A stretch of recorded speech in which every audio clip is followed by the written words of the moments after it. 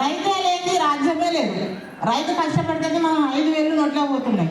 అలాగే ఆర్మీ జవాను ఆ బార్డర్లో ఒక క్షణం నిద్రపోతే, ఏమరపాటులో నిద్రపోతే మనము ఈరోజు ఇంత హ్యాపీగా ఉండేవాళ్ళం కాదు. అది నాకు చాలా, అందుకని మళ్ళీ నేను కూడా ఒక తెలంగాణ ఉద్యమకారురాలని.